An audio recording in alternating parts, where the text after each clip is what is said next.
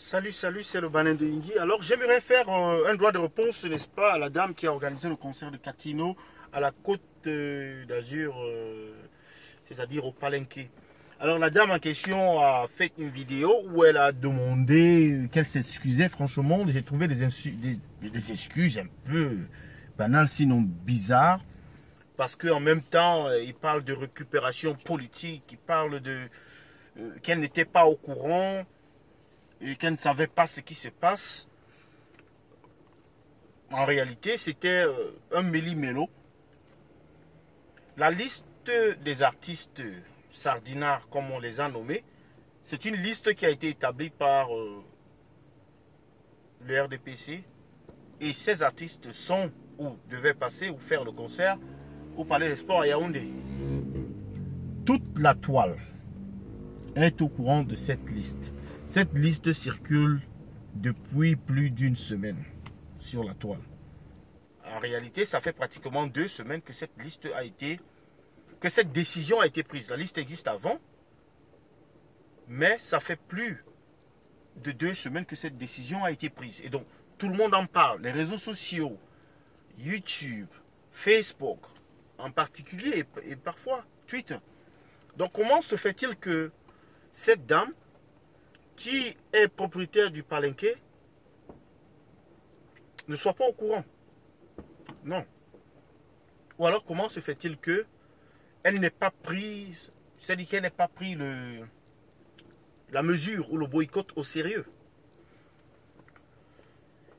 Cela a été comme un défi. L'interprétation qu'on peut donner à cela, c'est que la dame, en collaboration avec Catino, ont défié, n'est-ce pas, le boycott. Certains diront que c'est Catino. Oui, je comprends cette démarche. Certains aimeraient vraiment pointer le doigt sur Catino parce que il fallait pour elle qu'elle puisse défier le boycott, qu'elle puisse faire un concert, même si ce concert-là n'avait que 5 personnes ou 10 personnes ou 50 personnes, mais pourvu qu'il soit fait, comme pour dire que le boycott ne tenait pas. Et voilà donc la dame qui a les lieux, qui vient s'excuser. Alors qu'est-ce qui s'est passé? Qu'est-ce qui s'est réellement passé?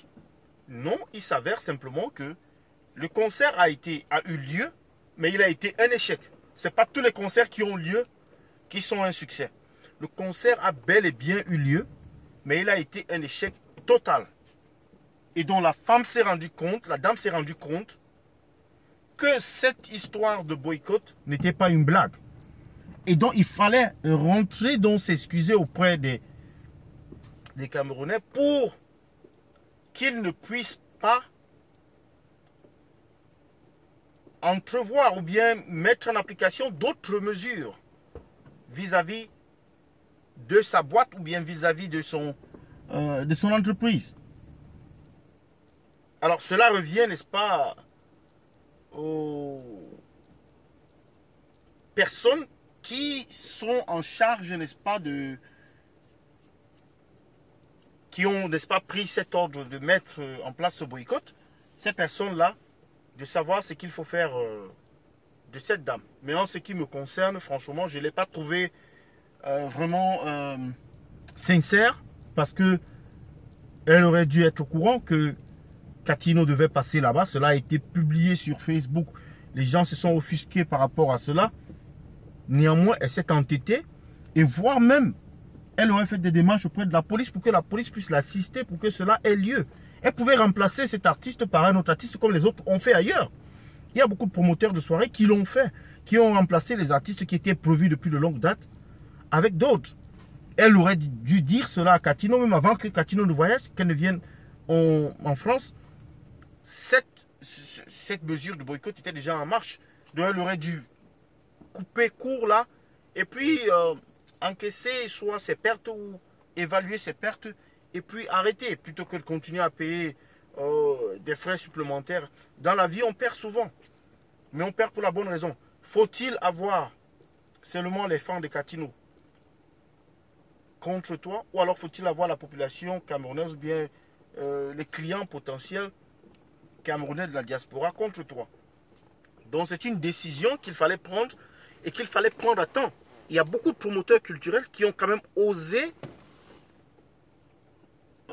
c'est-à-dire qui ont compris le sens de la démarche, qui ont compris le but de cette bataille, qui ont compris le boycott. Le boycott n'est pas politique. Le boycott n'est pas politique. Il y a certaines personnes qui veulent s'accaparer de cela, qui veulent s'accaparer, n'est-ce pas, de cette démarche pour l'attribuer à un parti politique, et notamment le MRC. Mais le boycott n'est pas politique. Le boycott, ça fait partie des mesures du chassement. Où on a dit trop, c'est trop. Et dans ce chassement, dans ce pôle via Moscou, il y a des gens du chassement, il y a des gens du hold-up électoral, il y a des gens du MRC. Il y a tout ce monde-là. Donc ce n'est pas qu'un parti politique. D'ailleurs que moi je ne suis pas un parti politique. Je suis un Camerounais qui est, n'est-ce pas, un partisan du chassement. Donc sur ce, j'attends vos commentaires.